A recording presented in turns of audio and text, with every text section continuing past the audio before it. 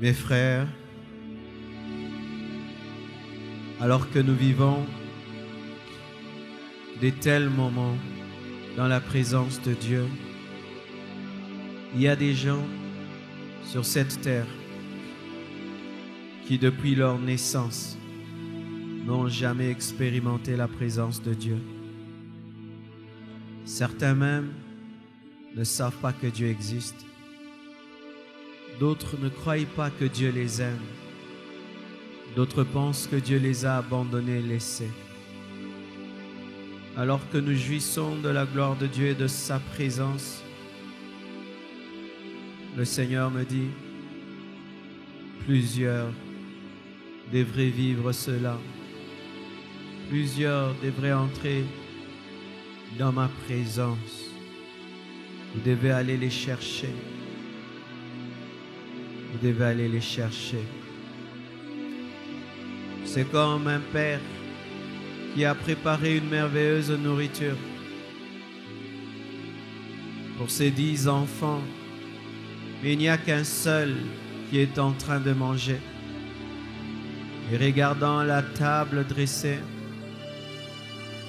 regardant ses assiettes et toute cette nourriture qui a été préparée, et personne pour la consommer. Il dit même à celui qui est en train de manger de quitter la table et d'aller chercher ses frères, d'aller chercher ses sœurs.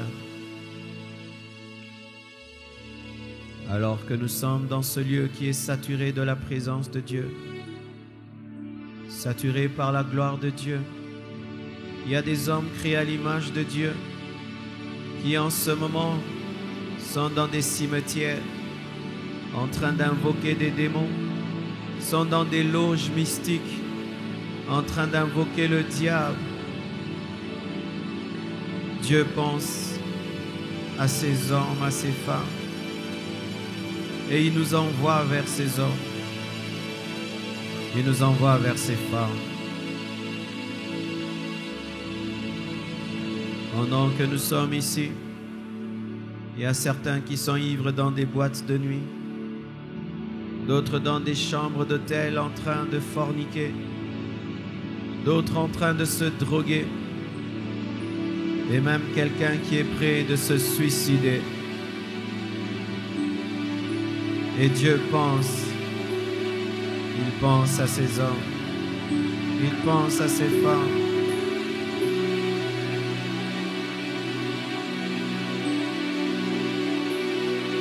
Est-ce que nous pouvons prier pour ceux qui ne sont pas ici au milieu de nous? Prions pour les âmes qui se perdent loin de Dieu. Ta prière peut arrêter un suicide. Ta prière peut arrêter un suicide. Ta prière peut arrêter une fille qui a décidé de se prostituer ce soir. Ta prière peut arrêter un homme marié qui a décidé de tromper sa femme. Ta prière peut arrêter un homme qui a décidé aujourd'hui de toucher à l'occultisme. Ta prière peut arrêter un homme qui a décidé aujourd'hui de livrer son âme à Satan. Ta prière aujourd'hui peut arrêter un homme qui a dit « Aujourd'hui, moi aussi, je vais goûter à la drogue. » Oui, tu peux prier. Et Jésus apparaît à Paul sur le chemin de Damas. Tu peux prier et les chaînes tombent. Si l'Église pouvait croire en sa puissance. Père, arrête ceux qui sont sur le chemin de la mort. Père, arrête ceux qui sont sur le chemin de la mort. Père, arrête ceux qui sont sur le chemin de la mort. Père, arrête ceux qui sont sur le chemin de la mort. Père, arrête ceux qui sont sur le chemin de la mort. Père, arrête ceux qui sont sur le chemin de la mort. Père, arrête-les, Père, arrête-les, Père, arrête-les. Partout dans le monde entier. Partout, Père, en Europe, en Afrique, partout, partout dans le monde. Arrête, arrête, arrête, arrête-les, Père, comme tu as arrêté Paul, qui allait tuer encore, qui allait tuer encore, qui allait tuer encore des chrétiens. Mais tu l'as arrêté. Arrête-les. Arrête-les. Priez, priez. Priez, priez. Arrête-les. Arrête-les. Arrête-les. Arrête-les. Priez.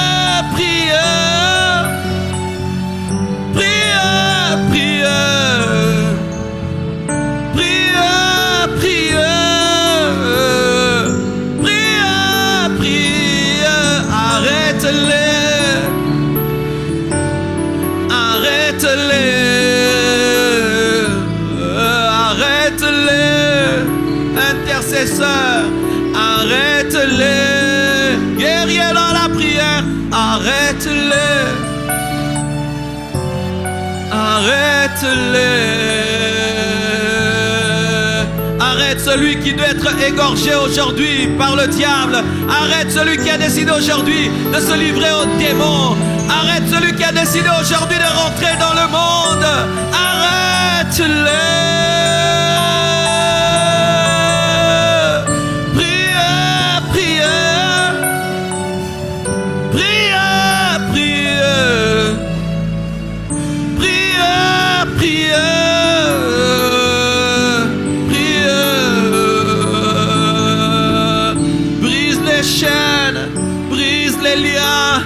Libère les captifs, afflige, Seigneur, tous ceux qui affligent ton peuple, confonds-les. Oh Yaba Shayaba, arrête-les, arrête-les. Il peut dire stop à un homme qui a décidé de se livrer au péché comme jamais. Il peut dire stop à un homme qui a dit je vais prendre des cachets et me tuer. Il peut lui dire ne le fais pas. Je te dis là où tu n'es pas, sa présence est. Mais il dit qui va prier, qui va prier, qui va prier pour que le malheur ne vienne pas. Qui va prier pour que le jugement ne vienne pas. Qui va prier, qui va prier, qui va prier. Oh, pour mon peuple, qui va prier pour le captif, qui va prier, oh Yaba, pour la prostituée, qui va prier pour le féticheur, qui va prier pour la lesbienne, qui va prier pour l'homosexuel, qui va prier pour le féticheur, qui va prier pour le magicien, qui va prier.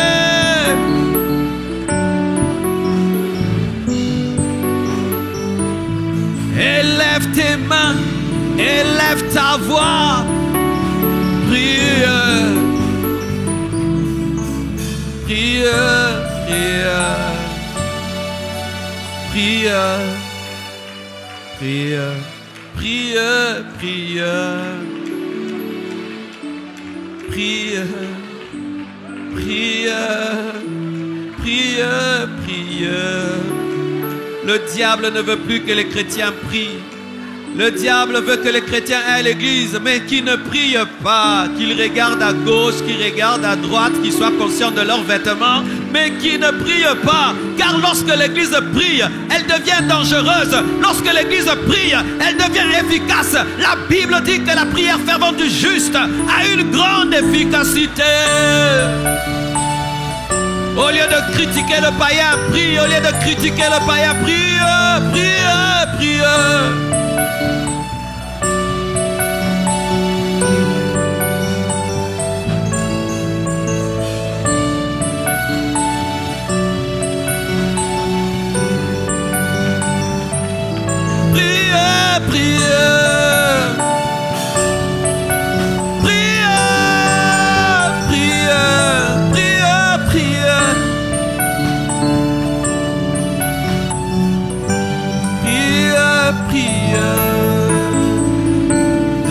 Ténèbres brille, brille comme une lumière. Celle de la terre donne la saveur au monde.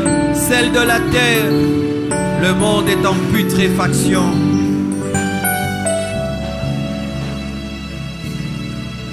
Nous proclamons et nous déclarons la libération des captifs au nom de Jésus. Nous proclamons et nous déclarons la libération des captifs au nom de Jésus. Nous proclamons et nous déclarons la délivrance des prisonniers au nom de Jésus. Nous proclamons et nous déclarons la proclamation de l'évangile aux malheureux au nom de Jésus. Nous proclamons et nous déclarons la guérison des cœurs brisés au nom de Jésus. Nous proclamons et nous déclarons que la tristesse est transformée en joie au nom de Jésus. Nous proclamons et nous déclarons que celui qui allait se livrer au diable s'est arrêté au nom de Jésus. Merci Père de t'être servi de nous ce soir comme un mur. Un mur. Un mur. Un mur spirituel qui empêche à l'ennemi de détruire à nouveau. Nous croyons que dans le monde des miracles se produisent à l'instant et que des hommes qui devaient se livrer à Satan se sont arrêtés dans le monde entier, dans le monde entier, dans le monde entier, dans le monde entier, dans le monde entier.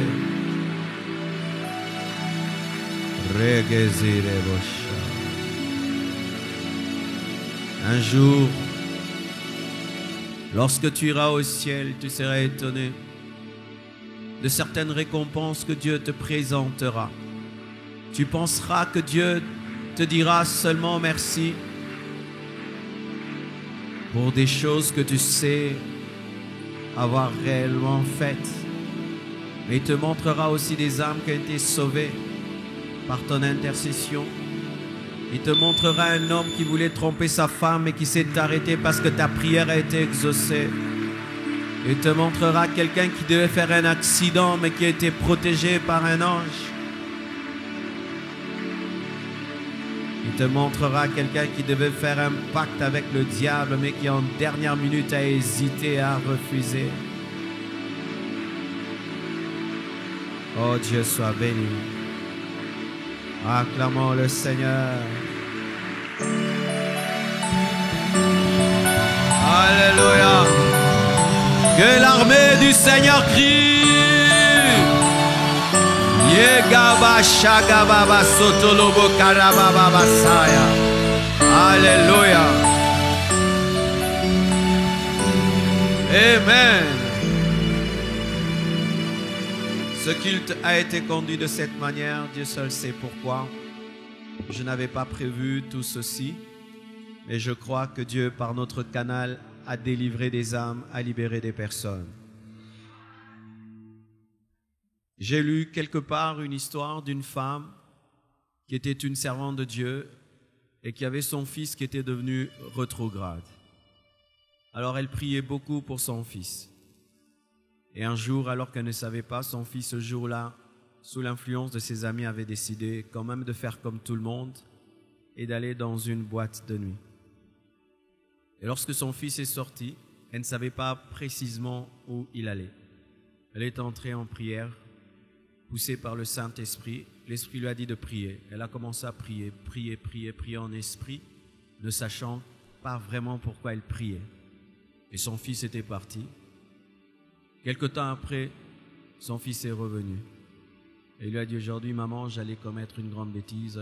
Je voulais faire comme tout le monde.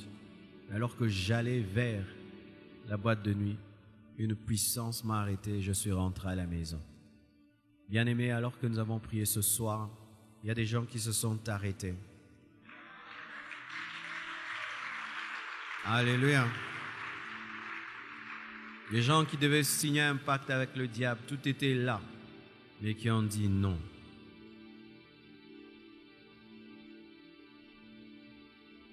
Sois toujours un homme spirituel dans ta vie. Aie le programme de Dieu comme étant le tien. Et lorsque l'Esprit de Dieu te conduit autrement, laisse-toi conduire parce que tu n'es qu'un instrument entre ses mains. Autant ce micro ne peut pas décider de chanter quand je veux parler ou de parler quand je veux chanter, autant toi aussi tu ne peux pas imposer à Dieu une manière dont il veut t'utiliser. Et je vous assure, cette prière prophétique a été très efficace. Il en sera de même dans ta vie. Il peut se faire que tu as bien prié avant de dormir, selon ton programme. Tu as dit, moi je prie 1 heure du temps avant de dormir. Et tu pries et c'est bien. Et vers 3 heures du matin, tu sens encore l'Esprit de Dieu te réveiller pour prier. Ne dis pas, j'ai déjà prié. Prie encore, car tu ne sais ce qui se passe dans le monde spirituel. Il peut t'arriver d'avoir fait une veillée de prière. Et selon les hommes, tu dis, j'ai beaucoup fait, j'ai vraiment parlé à Dieu. Et quand tu veux passer une journée relax parce que tu as beaucoup veillé, l'Esprit te pousse encore à prier. Ne dis pas, j'ai beaucoup prié et je ne peux pas prier. C'est comme si tu dis, j'ai beaucoup obéi, je ne peux plus obéir. C'est là que nous passons à côté des grandes manifestations de Dieu, car les manifestations divines, la plupart des temps, et d'ailleurs souvent et toujours, ne sont pas dans la religiosité, mais elles sont dans la spiritualité.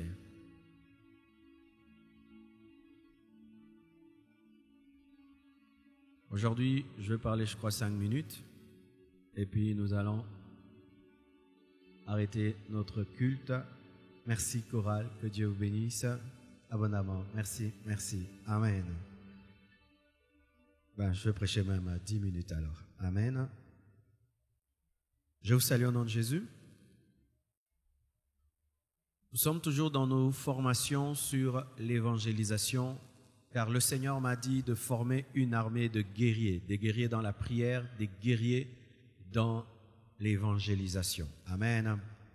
Et là, nous sommes en train d'enseigner sur comment sauver. Amen, c'est ça notre thème, comment sauver.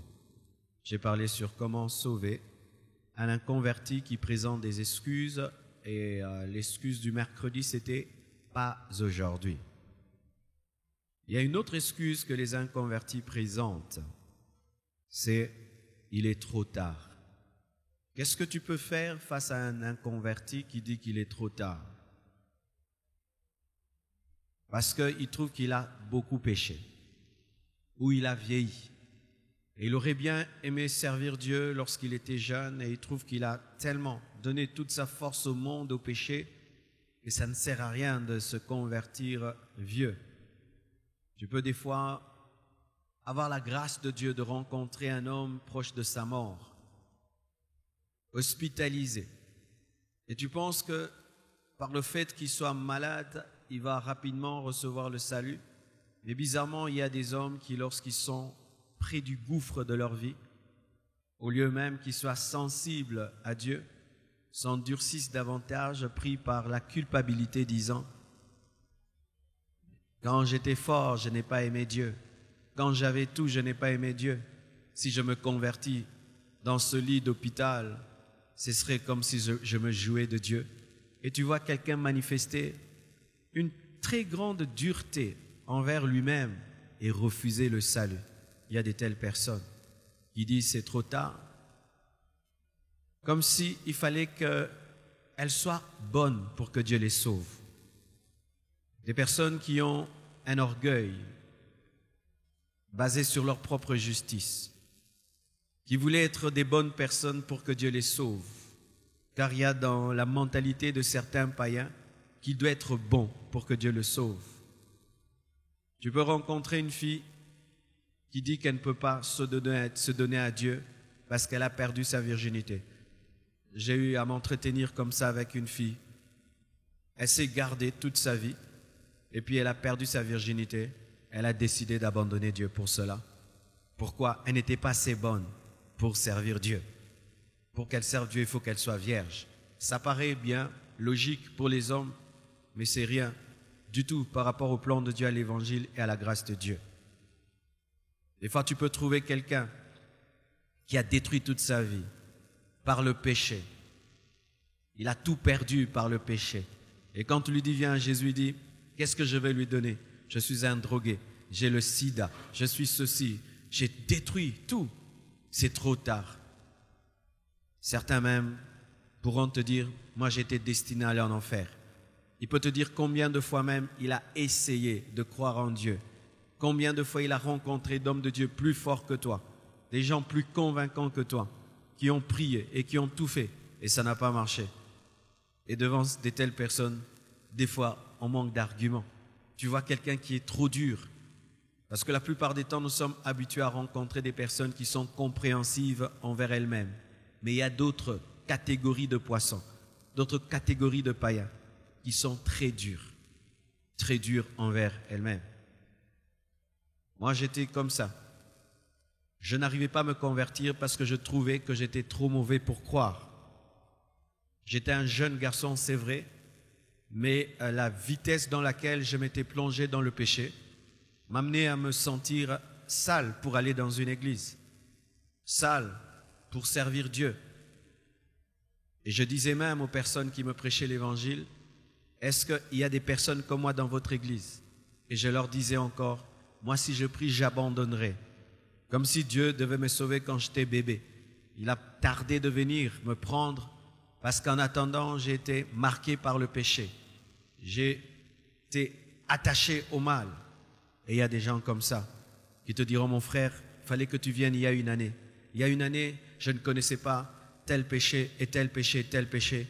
Là, tu es venu, mon frère, je suis lié par le péché. Je viens de faire un pacte avec le diable. Je suis maintenant lié à la drogue. Je suis lié à ce péché. Je suis lié à cela. Et tu vas lui dire quoi? Qu'est-ce que tu peux dire à une personne remplie de remords, de culpabilité et de propre justice? Voici un premier verset que vous pouvez donner à de telles personnes lorsque vous allez gagner les âmes. Ézéchiel 33, verset 19.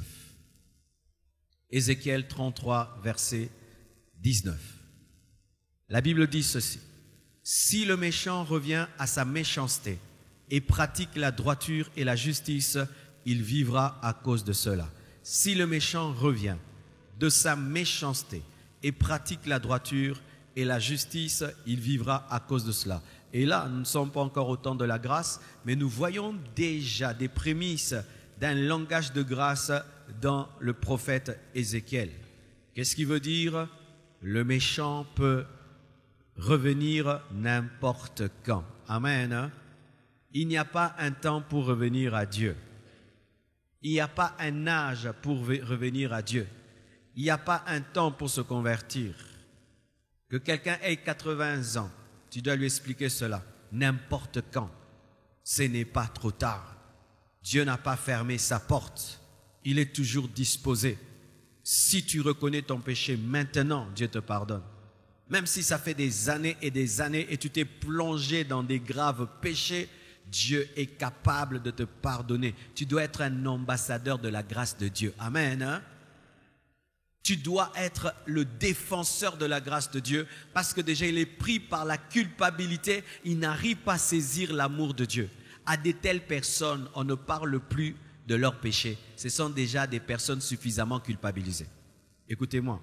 Lorsque tu vas évangéliser, tu trouves quelqu'un qui n'est pas culpabilisé par ses péchés et qui trouve que ses péchés sont des cacahuètes, tu culpabilises la personne. Et quand elle est culpabilisée, tu présentes la grâce. Mais quand tu trouves quelqu'un qui est déjà culpabilisé par ses péchés, par tout ce qu'il a fait, et cette culpabilité le ferme à la grâce, tu ne dois pas encore appuyer sur son péché. Tu vas encore l'enfoncer. Tu dois maintenant lui dire, c'est vrai, tu as fait le mal, mais Dieu peut te pardonner quand? Maintenant. Amen. C'est pourquoi un gagneur d'âme doit être sensible au Saint-Esprit et comprendre à qui tu as affaire. Amen. Il y a des gens qui sont sauvés parce que tu lui montres son péché et puis se rend compte qu'il est sous le jugement de Dieu et il recourt à la grâce de Dieu. Mais il y a d'autres, quand tu appuies encore, il te dit vraiment tu as compris, moi je suis trop mauvais, je ne peux pas. Amen. Tu dois être sensible au Saint-Esprit pour discerner quel genre de poisson tu as. Certains poissons se gagnent à la ligne, d'autres il faut un filet, mais il y a d'autres il faut un harpon. Amen. Chaque poisson nécessite un style de pêche et pour chaque humain. Il y a des gens qui se gagnent par la prophétie, d'autres par le miracle, d'autres par un message rempli de terreur, mais un autre, il faut un message rempli d'amour. Les gens qui disent c'est trop tard, mon frère, c'est quelqu'un à qui tu dois présenter l'amour de Dieu. Il est comme un noyé à qui tu tends la main, il te dit laisse-moi, c'est trop tard, j'ai bu beaucoup d'eau, sauve-toi. Il faut lui dire non, je ne partirai pas tant que tu ne vas pas me donner la main. Amen. Mais tu trouves quelqu'un d'autre, tu veux lui donner la main, il te dit je sais nager. Tu dois dire tu ne sais pas nager pour qu'il puisse accepter ton aide. Tout dépend de la personne que tu rencontres, mais celles qui disent il est trop tard, il faut que tu leur révèles qu'à n'importe quel moment, l'homme peut être sauvé. Une histoire m'a été racontée d'un homme qui jurait. C'était quelqu'un qui buvait, qui jurait. Et alors tout le monde disait que c'était un païen, un mauvais. Un jour, alors qu'il était sur un bateau, le bateau a bougé et le monsieur est tombé dans l'eau. Et quand il est tombé dans l'eau, les gens ont dit « Oh, c'est fini, cet homme est allé en enfer. » Mais il y a quelqu'un quand même qui s'est donné la peine d'aller le sauver et l'a ressorti de l'eau. Et vous savez, quand il est sorti de l'eau, il est sorti converti. Il s'était converti où? Dans l'eau. Amen. Hein? Il n'est jamais trop tard. Amen. Hein? Même à la veille de la mort, vous devez prendre au sérieux de bien faire accepter quelqu'un Jésus. Amen. Hein? Une fois dans ma vie, j'ai eu à tuer quelqu'un comme ça. On m'a invité pour aller prier pour quelqu'un, lui annoncer l'évangile et j'avais pas le temps.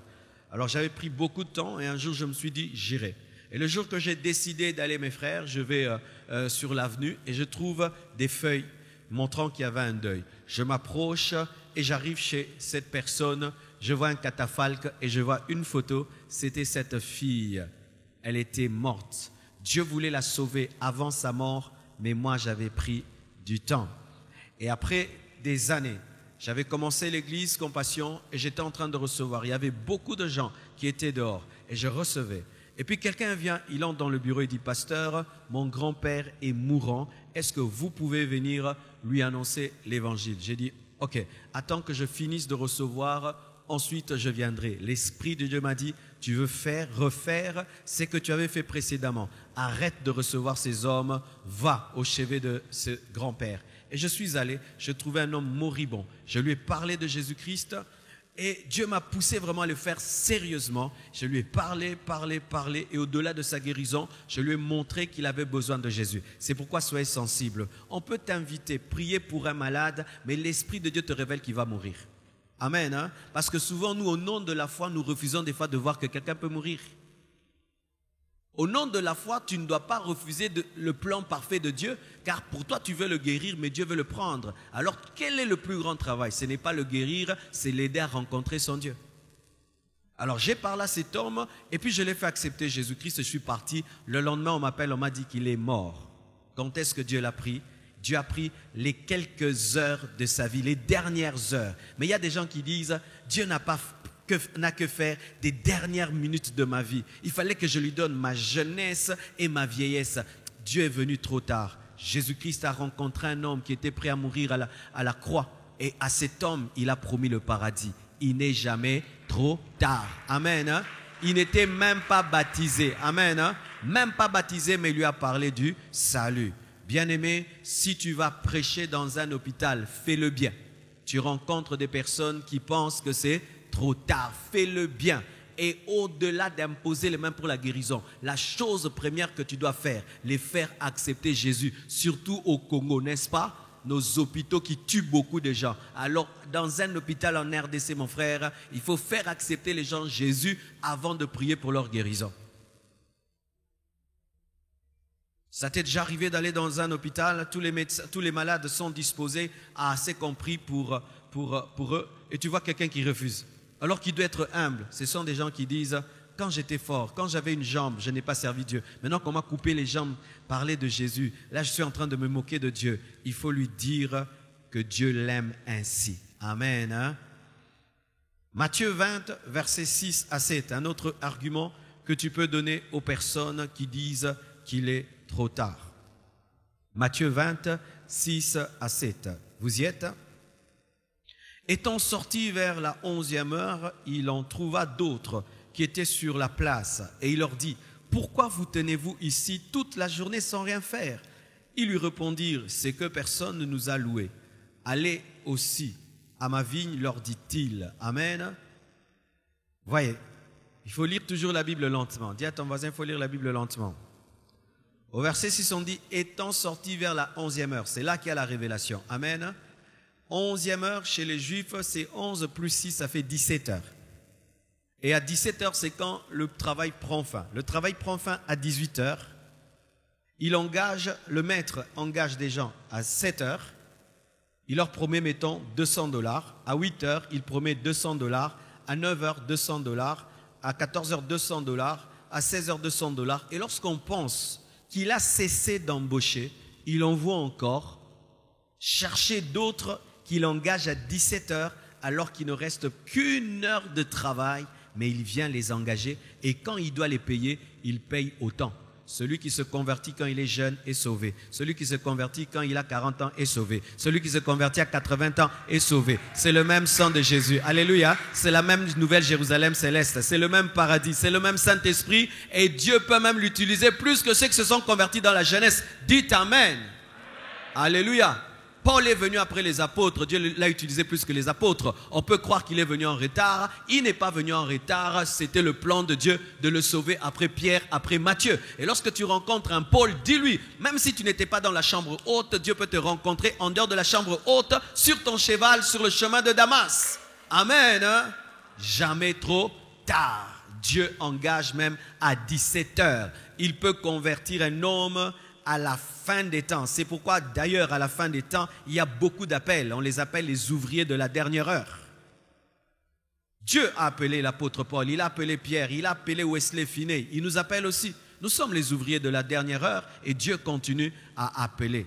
Lorsqu'un homme dit que c'est trop tard, présente-lui ce verset. Des hommes qui sont appelés 1 heure avant la fermeture de l'usine.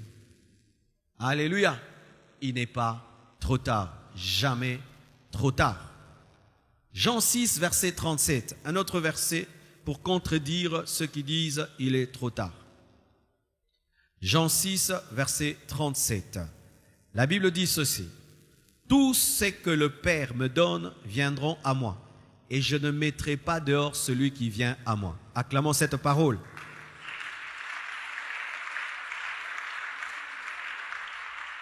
Alléluia.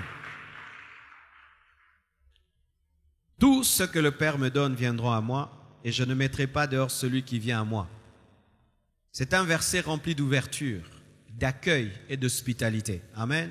Lorsque quelqu'un se sent tellement sale, tellement impur, pour s'approcher du Dieu saint, il faut lui dire que Dieu ne le mettra jamais dehors, que Dieu l'attend et que Dieu l'aime.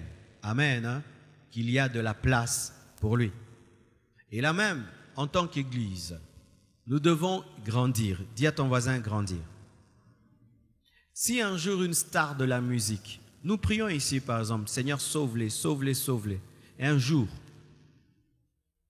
la plus grande star de la musique congolaise, touchée par nos prières dans sa maison, décide de venir à l'église. Comment allons-nous nous comporter face à cette star? Des fois, bien aimé, il y a une désynchronisation entre le cœur de Dieu et le cœur de l'Église. Des fois, nous prions, nous demandons des choses, mais quand Dieu commence à les faire, c'est nous qui chassons les personnes que Dieu veut recevoir. Nous devons recevoir ces personnes avec joie. Alléluia. Nous ne devons pas les regarder comme si ce sont des démons, des agents du diable parmi nous. Nous devons être toujours heureux lorsque nous voyons un grand païen venir à l'église. Amen. Même une grande païenne, et arrêter ces choses de craindre pour le pasteur. Amen. Oui, bien-aimé, c'est très énervant de travailler avec des collaborateurs qui, lorsqu'ils voient une grande païenne venir à l'église, ils commencent à trembler pour le pasteur. C'est une insulte. C'est une insulte à ma consécration. Vous savez ça? C'est une insulte à la consécration d'un homme de Dieu lorsqu'une grande païenne vient à l'église et vous avez peur pour le pasteur. Donc, vous êtes en train de dire que vous craignez Dieu plus que le pasteur. Si toi, tu ne peux pas tomber avec cette fille, tu penses que moi, je peux tomber avec elle? Alors, il y a des fidèles qui se pensent être plus spirituels et plus saints que leurs leaders. C'est pourquoi nous sommes incapables de gagner les grands païens. Parce que souvent, les grands païens, lorsqu'ils viennent dans une église, ils veulent être en contact avec le pasteur. Le pasteur. Maintenant, s'il veut être avec le pasteur, vous tous, vous tremblez là-bas. Alors, il dit non, dans cette église, on me prend pour un démon. Il cherchera ailleurs, on va le recevoir avec joie et ils entreront comme ça dans l'occultisme et dans la magie.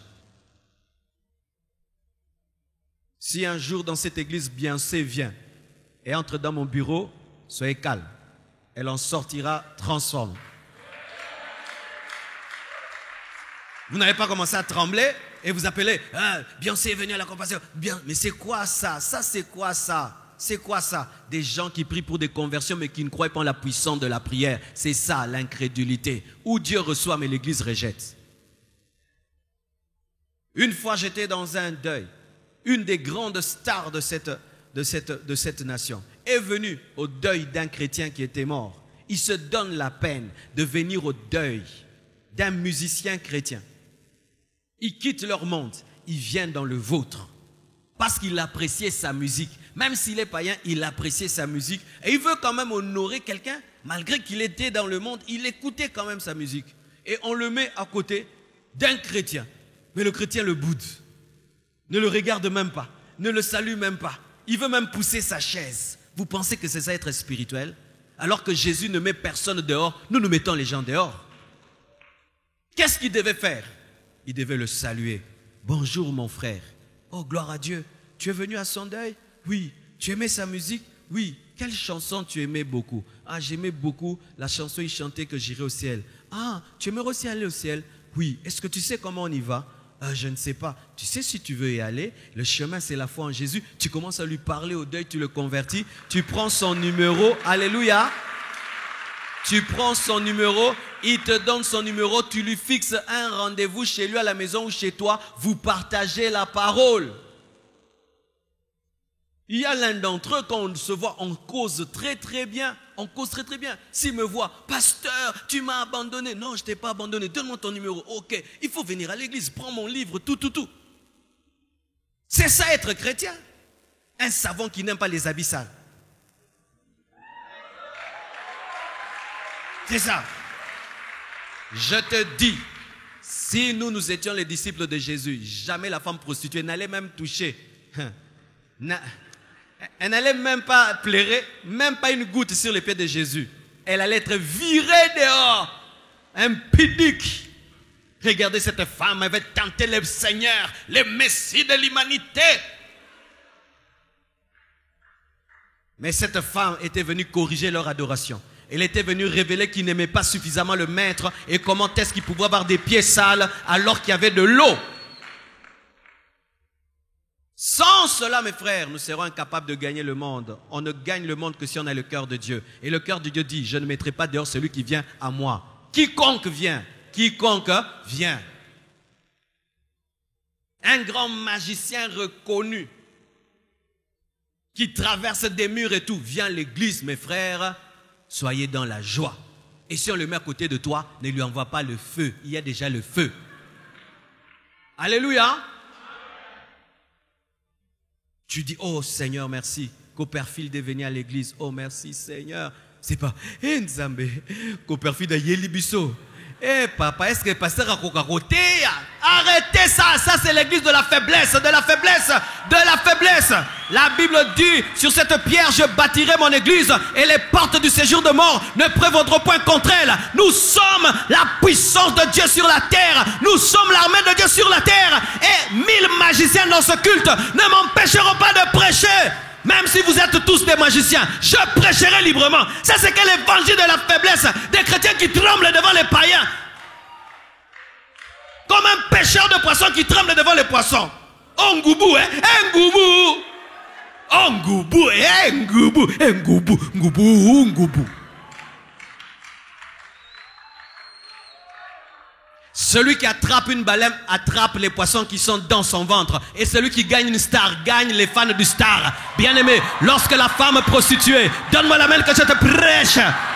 Lorsque la femme prostituée s'est convertie, même les fans de cette femme, même les clients de la femme se sont convertis. Je vous assure, il y a eu beaucoup de conversions derrière Marie de Magdala, mais la Bible n'a pas d'où. Mais beaucoup se sont convertis. Pourquoi? On l'a cherché à 24 heures, elle n'était pas là. À 2 heures, elle n'était pas là. Où est-elle? Elle est avec celui qu'on appelle Jésus le Messie. Nous voulons aussi l'écouter et ils se sont convertis. Comment est-ce que la femme samaritaine a amené la Samarie à croire en Jésus-Christ? C'est parce que c'était une star en Samarie. La femme samaritaine était une star en Samarie. Comment quelqu'un peut amener toute une ville à écouter un homme? Elle doit avoir de l'influence. Mais nous, l'église, on n'a même pas une méthode pour gagner les stars.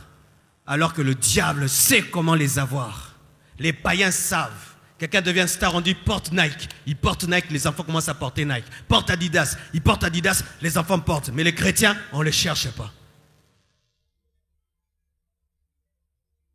Si l'un de se convertit et dit, j'irai au stade donner mon témoignage.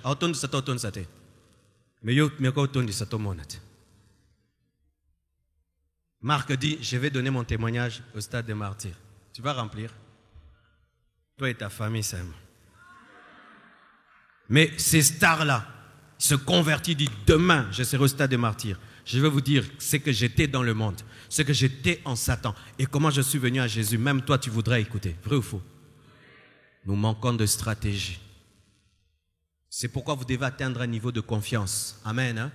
De confiance. Les apôtres avaient confiance en Jésus. Ils savaient qu'il est la vie.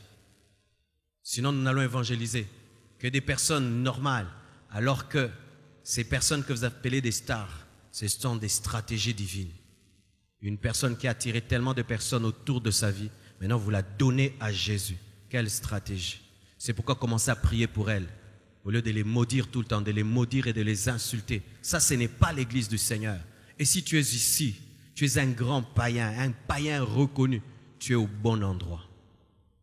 Tu es au bon endroit. Bienvenue. Je suis heureux que tu sois là, mon frère.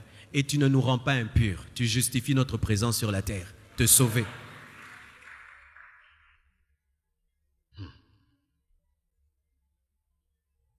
Un homme de Dieu avait une manière de prêcher le Seigneur qui n'était pas biblique. Il présentait une église tellement sainte qu'il méprisait les païens. Et un jour, un autre homme de Dieu, qui craignait Dieu même plus que cet homme de Dieu, lui a dit, « Tu sais, moi, je ne peux pas venir dans ton église. » Il dit, « Pourquoi? Je vais la rendre impure. » Vous n'avez pas compris la portée de ce que je viens de dire. Je répète. Un homme de Dieu avait une manière de servir Dieu qui était mauvaise, rejetant les païens, rejetant les pécheurs. Et un jour, il rencontre un autre homme de Dieu qui craignait Dieu plus que lui qui rejette les pécheurs. Et cet homme de Dieu qui craignait Dieu plus que lui dit, « Je ne viendrai pas dans ton église parce que je vais la rendre impure. » C'était pour lui dire quoi? Vous êtes dans une fausse sainteté. Parce que toi-même, tu dois quitter ton église parce que je suis plus saint que toi. Tu n'as pas compris. Frères et sœurs, une sainteté qui ne sauve personne n'est pas de Dieu. Dieu, dans sa sainteté totale et parfaite, est venu sur la terre pour te sauver. Et toi, avec tous tes défauts, païen. Oui, tu es chrétien, mais vous appelez biloko. Vous en avez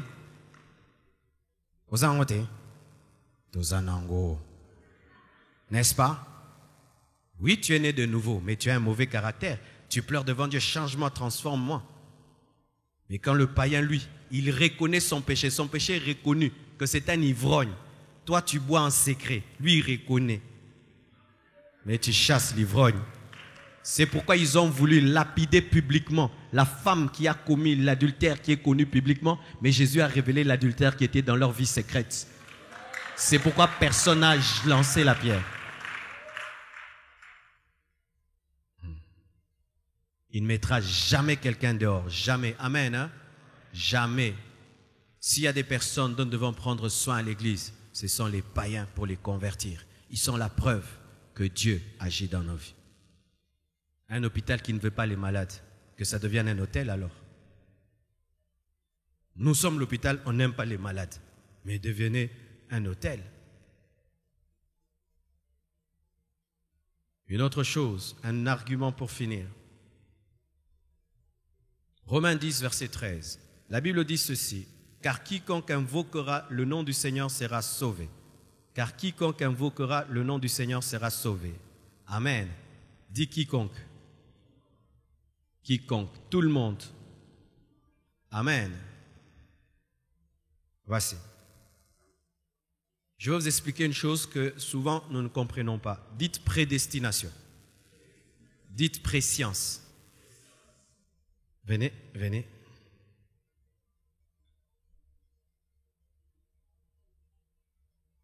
Fidèle est un chrétien. Willy est un païen. Amen. Fidèle croit en Jésus-Christ et persévère. Allez jusqu'au coin là-bas. Willy ne croit pas, il meurt, il va en enfer. Il va là-bas. Non. Les deux, Dieu vient, il dit, Willy est en enfer, fidèle est au ciel. Il y a des gens qui comprennent ceci. Dieu a voulu que Willy aille en enfer et il a voulu que fidèle aille au ciel. C'est une mauvaise doctrine sur la prédestination. Cette doctrine est mauvaise, vous savez pourquoi? C'est une doctrine qui fait de Dieu le plus grand méchant qui n'a jamais existé, même plus que Satan lui-même. Comment? Prédestiné, c'est quoi? C'est avant que tu ne décides, avant que tu ne fasses quoi que ce soit, j'ai déjà tout fait pour que tu finisses à un endroit. Voilà maintenant. Moi, je n'ai rien demandé à Dieu pour qu'il me crée.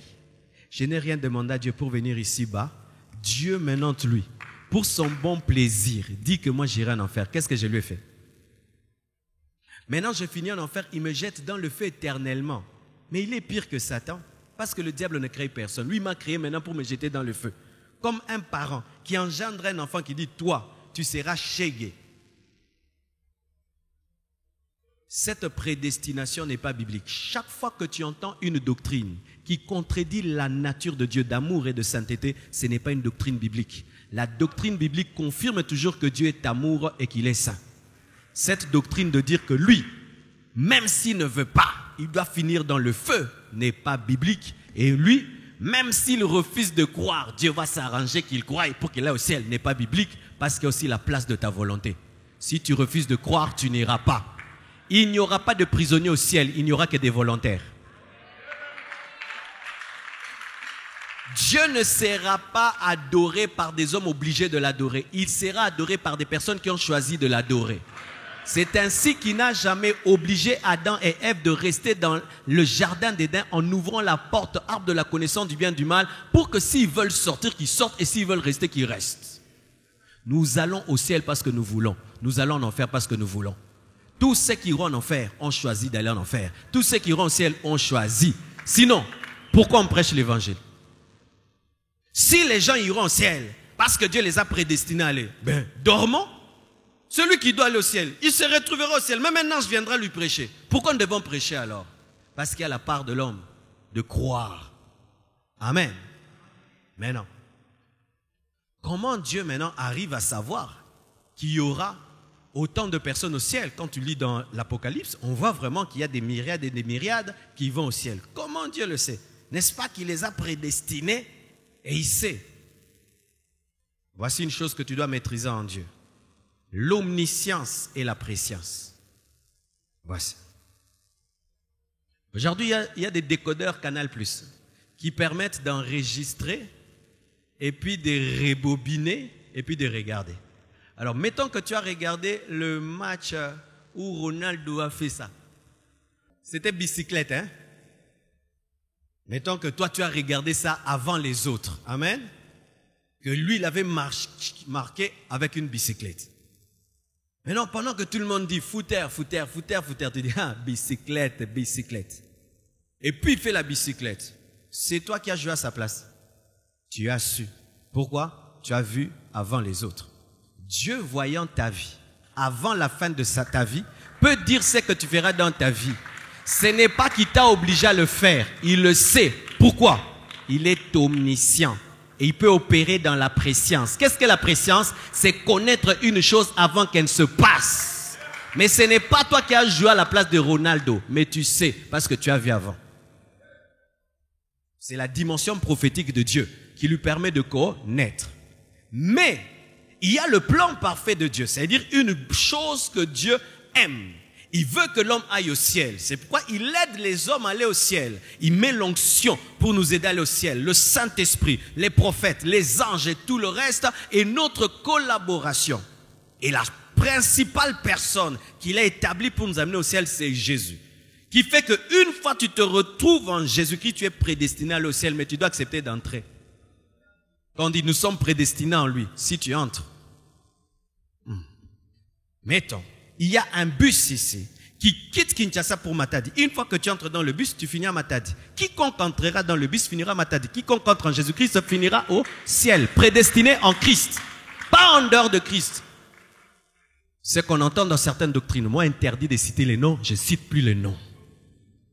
Je dis maintenant certaines doctrines. On est d'accord? Cessez le feu. Amen. Dans certaines doctrines, voici ce qu'on dit aux gens. Oh, arrête de le déranger. Si c'est un élu, il finira par se repentir. Et on dit même à d'autres, frère, même si tu forces, tu n'es pas élu, tu abandonneras. Frère, ça c'est quelle fausse doctrine? Ça c'est quelle fausse doctrine? C'est quand vous voyez quelqu'un mener une vie de péché comme il veut, il dit, moi je suis un élu, je suis un élu. Alors, les gens qui disent que c'est trop tard, souvent ont une culpabilité par rapport à la prédestination. Pourquoi? Parce qu'ils disent, j'ai essayé de craindre Dieu, j'arrive pas. J'ai essayé d'abandonner le péché, j'arrive pas. C'est comme si moi, Dieu ne m'a pas appelé à ces choses. Regarde mon petit frère, il se sanctifie, il craint Dieu, il abandonne le péché. Mais moi, je peux prier, j'abandonne pas. Moi, je suis prédestiné à aller en enfer. Et ils aiment bien Judas. Amen. Judas était prédestiné. Alléluia. Acclamez la sœur. Elle suit la parole comme ça debout. Ah, ça c'est la joie. Amen. Non, quand vous voyez une sœur suivre la parole comme ça, debout, c'est bien.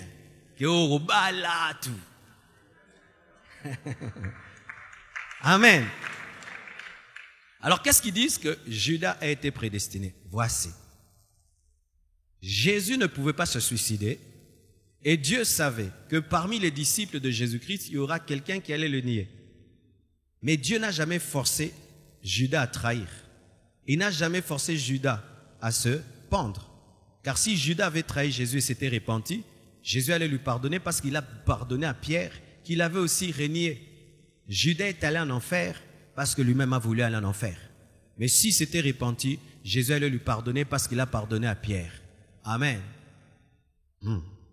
Et les gens disent non, mais Pharaon a été prédestiné. Pharaon a été prédestiné pour s'opposer à Dieu. Lisez bien votre Bible. La première fois que Moïse s'est tenu devant Pharaon, il s'est endurci. La deuxième fois, il s'est endurci et Dieu a commencé à l'endurcir après qu'il se soit endurci. C'est-à-dire, il a appuyé l'accélérateur qu'il avait déjà accéléré. Afin que Dieu le frappe pour qu'il devienne le symbole du jugement de Dieu. Mais retenez cette doctrine. Dieu n'a créé aucun homme pour aller en enfer. Aucun homme. Un tel Dieu, je ne le prie pas. Je suis plus bon que lui.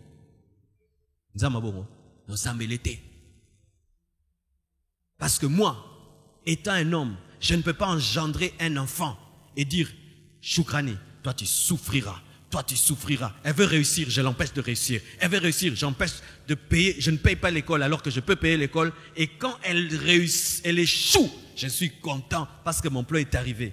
Quel Dieu sadique. Quel Dieu mauvais. Mes frères, ne croyez jamais en de telles doctrines, même si c'est prêché en hébreu et en grec. Au prédestinaye, en grec, déco. Zambaza, malamuna lingala. Alléluia. Que Dieu vous bénisse abondamment. Alléluia.